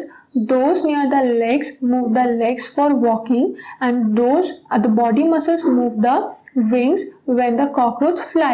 तो इसमें ना मसल्स भी अलग अलग वेराइटी के हैं। जो लेग्स के पास मसल्स हैं वो मूव करने में हेल्प करती हैं, वॉक करने में, एंड जो बाकी बॉडी मसल्स हैं वो उसको क्या करती हैं, फ्लाई करने में हेल्प करती हैं। नाउ उसके बाद क्या आते हैं, बर्ड्स आते हैं। अब बर्ड्स में कैसे होता है movement, so birds fly in air and walk on the ground. तो कुछ बर्ड्स जो है वो क्या है, फ्लाई कर रहे हैं, एंड कुछ जो है वो वॉक करते हैं। Some birds like ducks and swans also swim in water. And कुछ जो बर्ड्स हैं वो स्विम भी करते हैं, जैसे कि स्वान है एंड डक है। The birds can fly because your bodies are well suited for flying. So birds क्यों फ्लाई कर पा रहे हैं, बिकॉज उनकी जो बॉडी है, तो बॉडी ऑर्गेनाइजेशन ही फ्लाइंग के लिए बना हुआ है। Their bones are hollow and light. So जो बर्ड्स होते हैं ना, उनकी बोन्स हॉलो होती हैं एंड लाइट वेटेड होती हैं, बिकॉज उनको फ्लाई करना है, तो बहुत ज़्यादा वेट होगा तो फ्लाई करने में डिफिकल्टी होगी। So light weighted bones present होती हैं उनमें। The bones of the hind limbs are typical for walking and perching. तो जो हाइंड लिम्स की बोन्स है ना, वो जनरली वॉकिंग के लिए यूज की जाती हैं, एंड पर्चिंग जो मूवमेंट है बाकी। The bony part of the forelimbs are modified as wings and जो forelimbs, so अगर आपको ये hind limbs and forelimbs है ना, आगे वाले जैसे हमारे hands है ना, वो क्या है forelimbs में आते हैं, and जो हमारे legs हैं वो hind limbs में आते हैं। सो बर्ड्स में भी क्या है, फोर लिम्स किस में मॉडिफाइड है, विंग्स में मॉडिफाइड है। The shoulder bones are strong and breast bones are modified to hold muscles of flight which are use to move the wings up and down. So क्या है, wings का जो up and down movement हो रहा है वो किसके help से हो रहा है, जो ब्रेस्ट मसल्स हैं उसकी हेल्प से हो रहा है। तो फाइन, बर्ड्स कैसे मूव कर रहे हैं, फ्लाई कर रहे हैं एंड वॉक कर रहे हैं। वॉक किसकी हेल्प से कर रहे हैं, हाइंड लिम्ब की हेल्प से, एंड फ्लाई किसकी हेल्प से कर रहे हैं, फोर लिम्स की हेल्प से, जो कि मॉडिफाइड है विंग्स में। विंग्स का मूवमेंट किस लिए पॉसिबल है, बिकॉज जो स्ट्रॉन्ग बोन्स हैं उनमें क्या है, जो ब्रेस्ट बोन्स है ना, वो फेदर्स को बहुत ही मतलब क्या करते हैं ना, स्ट्रॉन्ग एक मूवमेंट प्रोवाइड करते हैं, जिससे कि वो फ्लाई कर पाता है। फाइन, अगर क्या होगा ना कि ये मसल्स जो फ्लाइट प्रोवाइड कब कर पाएंगे, जब वो स्ट्रांग होंगे। अगर वीक होंगे तो वो पूरा बॉडी वेट कैरी नहीं कर सकते। देन उसके बाद आता है क्या, फिश। तो फिश क्या करते हैं, स्विम करते हैं। बट फिश कैसे स्विम कर पा रहे हैं, बर्ड क्यों नहीं स्विम करती है, सेम आंसर होगा यहाँ पर भी, because of the body organisation. अब ये बॉडी ऑर्गेनाइजेशन पे हम बाद में आएंगे, बट पहले हम यहाँ देख लेते हैं कि फिश का मूवमेंट क्या है। In activity 8, make a paper boat, put it in water and push it with one narrow end pointing forward। so क्या करना है, पेपर बोट सबने बनाई है, तो एक पेपर बोट बनाना है। did it go into the water easily। so अगर आप पेपर बोट नॉर्मली जैसे बनती है, उसको आप वाटर में डालोगे, वो easily मूव कर पाएगी। now hold the boat sideways and push it into the water from the broad side। then उसके बाद क्या करना है, इसको साइडवेज पुश कर देना है, फिर उसको वाटर में डालना है, फिर मूवमेंट देखना है। So are you able to make the boat move in water when you push its side from this side. अगर आप उसकी साइड क्या करोगे, चेंज कर दोगे, तो उस कंडीशन में भी क्या बोट प्रॉपरली मूव कर पाएगी। So your answer will be no. So जो यहाँ पे रीजन है ना, वो क्या है, because of the shape. Have you noticed that the shape of boat is somewhat like a fish? So boat जो आप बनाते हो ना, ऐसे ही शेप की क्यों बनाते हो, because उसका स्ट्रक्चर जो है वो फिश से मैच करता है। The head and the tail of the fish are smaller than the middle portion of the body. The body tapers at both ends। जो कॉर्नर्स है ना, वो क्या है, थिन है, मतलब लीन है, एंड मिडिल पोर्शन क्या है, थिक है। सो ये जो थिन पोर्शन है ना, इसको क्या बोल देते हैं, टैपरिंग। तो कॉर्नर्स पे जाके क्या हो रही है, ये पॉइंटेड एंड्स बना लेती है, तो ये क्या होता है, टैपरिंग होती है।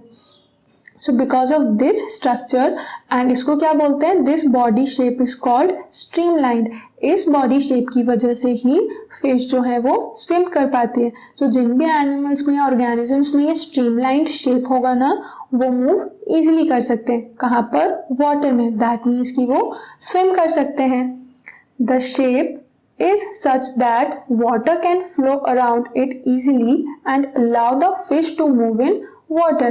and इस शेप की वजह से ही फिश क्या है, easily water में swim कर पाती है। The skeleton of the fish is covered with strong muscles। During swimming, muscles make the front part of the body curve to one side and the tail part swings towards the opposite side।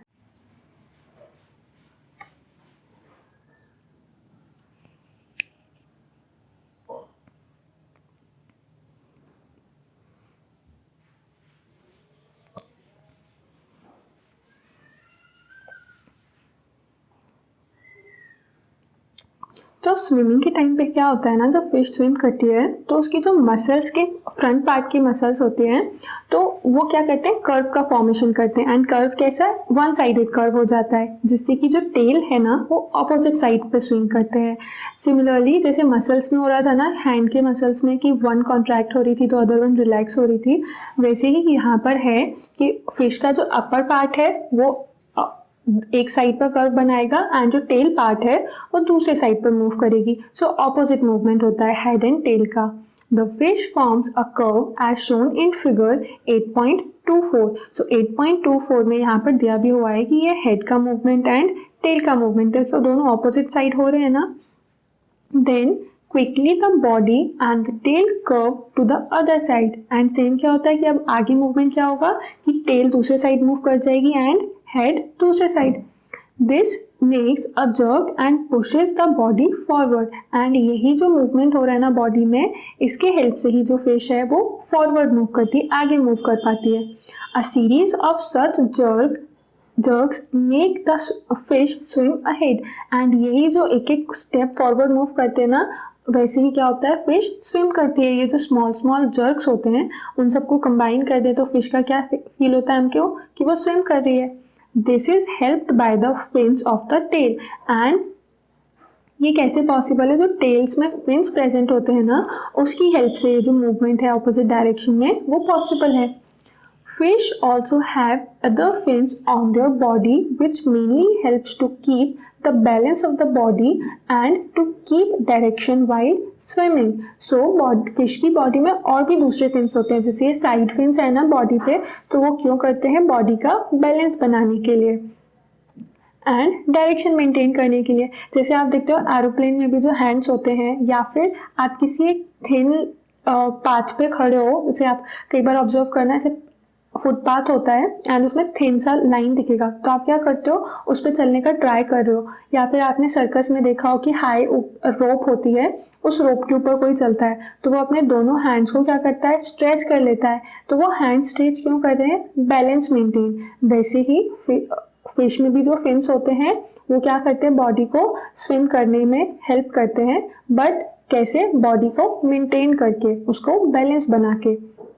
Did you ever notice that underwater divers wear fins like flippers on their feet to help them move easily in water?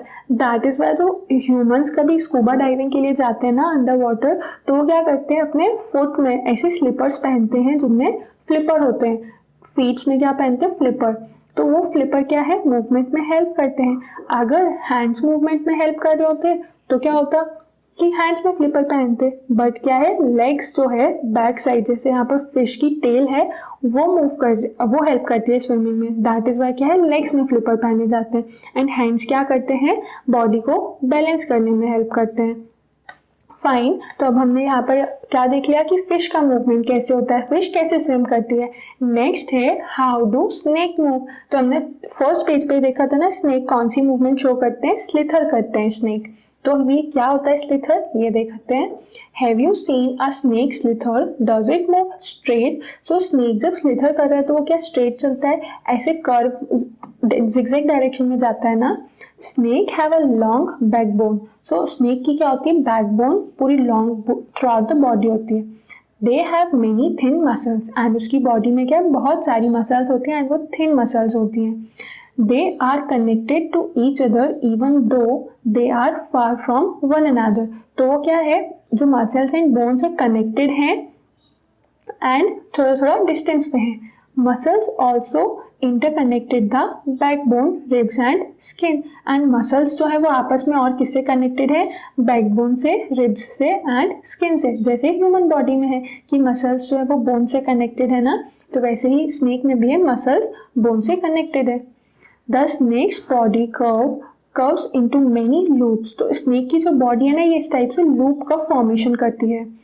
Each loop of the snake gives it forward push by pressing against the ground. And हर एक जो loop होता है ना, वो क्या करता है, snake को पुश करता है आगे मूव करने के लिए। Since its long body makes many loops and each loop gives it this push the snake moves forward very fast and not in straight line. So क्या है ना, इस टाइप से ये जो लूप हैं वो क्या कर रहे हैं, सारे ही लूप्स स्नेक को फॉरवर्ड पुश कर रहे हैं. सो दैट इज वाई इतना सारा फॉरवर्ड पुश होगा तो स्नेक क्या है, फास्ट मूव करता है. एंड ये जो लूप है इसकी वजह से वो स्ट्रेट लाइन में मूव नहीं करता है. अगर ये ऐसे कर्व नहीं फॉर्म होते तो स्नेक क्या करता है, स्ट्रेट लाइन में मूव करता एंड उतना फास्ट भी नहीं करता. अब आप अगर कंपेयर करोगे स्नेक या फिर लिजार्ड का मूवमेंट, तो लिजार्ड क्या स्ट्रेट मूव करती है, बट स्नेक क्या है, बहुत सारे लूप्स की हेल्प से मूव कर रहा है. तो स्नेक क्या करता है, फास्ट मूव कर लेता है लिजार्ड से भी. We have learnt about the use of bones and muscles for the movements of different animals. तो हमने क्या क्या पढ़ा, जो movements के लिए bones and muscles की importance है ना अलग अलग animals and human being में, वो हमने पढ़ा. Paheli and Bojo have many questions in their texts about the different movement in animals. तो पहेली एंड बोझो के बैग में, जो उनका माइंड का बैग है ना, उसमें बहुत सारे क्वेश्चंस हैं कि जो डिफरेंट मूवमेंट्स हैं एनिमल्स में उसके बारे में. सो must you be having many unanswered question buzzing in your minds. तो वैसे ही जैसे बोझो एंड पहेली के माइंड में इतने सारे क्वेश्चंस हैं, वैसे मे बी पॉसिबल कि आपके माइंड्स में भी इतने सारे क्वेश्चन होंगे जो कि अनआंसर्ड हैं. The ancient Greek philosopher Aristotle, in his book Gait of Animals, asked himself these questions. तो एक ग्रीक फिलोसोफर थे एरिस्टोटल, उन्होंने अपनी बुक में ये क्वेश्चंस पूछे हैं. Why do different animals have the body parts that they do have, and how do these body parts help animals to move the way they do? तो ये जो एनिमल्स एंड ह्यूमन बीइंग में body parts हैं, तो वो क्यों हैं, and वो अगर पार्ट्स हैं भी तो वो कैसे हेल्प कर रहे हैं मूवमेंट में.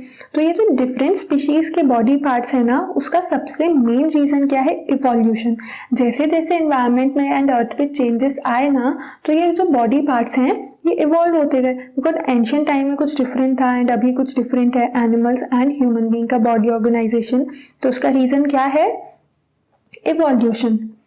What are the similarities and differences in these body parts between different animals? तो क्या similarities and differences हैं, तो ये तो हम देख के पता लगा सकते हैं कि भाई एनिमल्स क्या 4 legs पे मूव करते हैं, ह्यूमन बीइंग जो है वो 2 legs पे मूव कर रहे हैं, एंड बोन्स का जो ऑर्गेनाइजेशन है या फिर ये स्ट्रक्चर है वो डिफरेंट है, ये तो समझ आता है.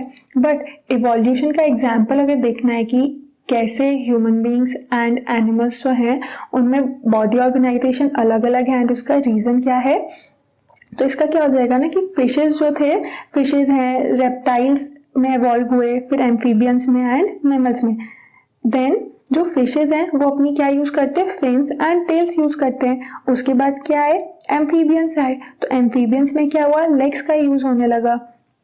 देन उसके बाद मैमल्स आए, तो मैमल्स और ज़्यादा डेवलप हो गए. मैमल्स कौन, जो एनिमल है, काउ, गोट, बुफेलो, ह्यूमन बींग्स हैं, ये क्या है, मैमल्स हैं. तो ये क्या करने लगे, अपने हैंड्स एंड लेग्स का यूज़ करने लगे लोकोमोशन के लिए. सो इस टाइप से स्टेप बाय स्टेप, जैसे आप 5th क्लास में आपने साइंस में कुछ और चीज़ें पढ़ी होंगी, उसको डिटेल में आप 6th में पढ़ रहे हो, ऐसे और डिटेल में आ जाएगा 7th में. तो इंक्रीज हो रहा है ना, ग्रोथ हो रही है. वैसे ही ह्यूमन्स में क्या हुआ, ह्यूमन्स एंड एनिमल्स में इवोल्यूशन हुआ.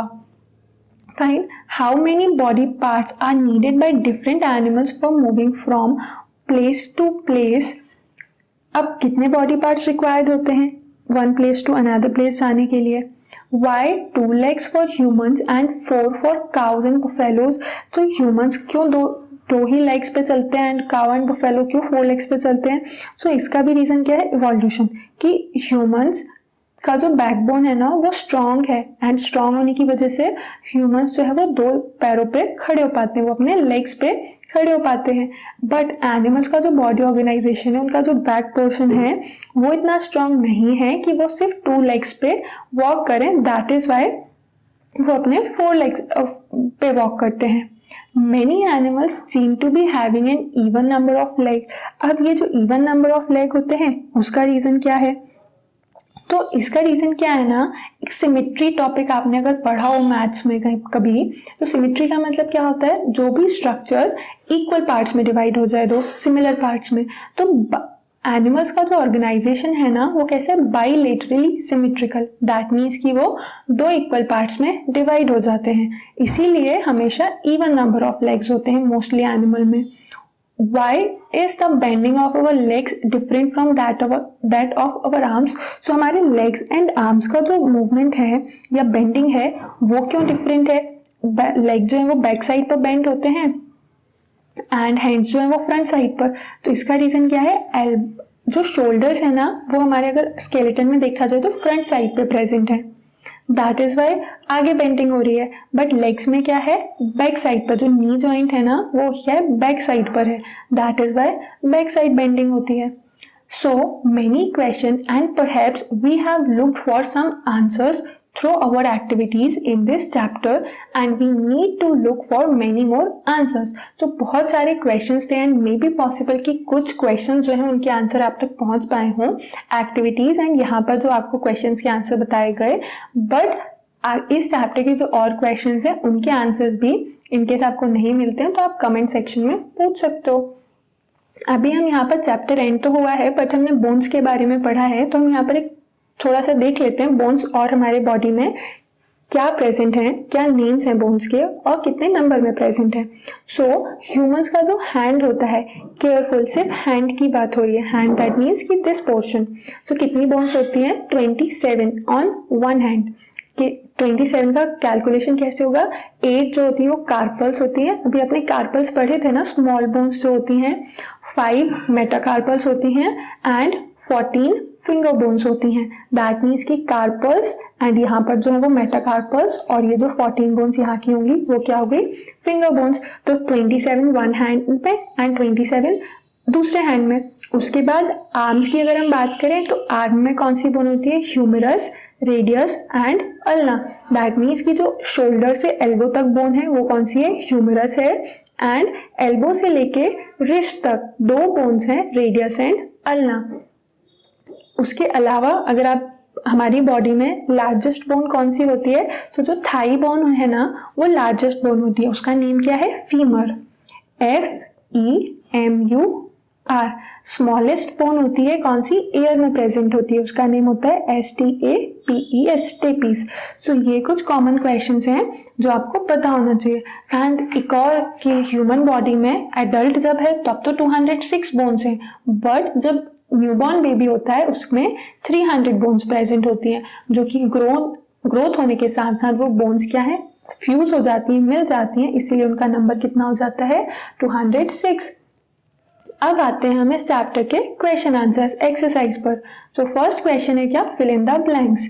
तो first one is joint of the bones help in the blank of the body. So joints किस में हेल्प करते हैं? सिंपल है, मूवमेंट में हेल्प करते हैं, तो हमने यहाँ पर फिल कर दिया मूवमेंट।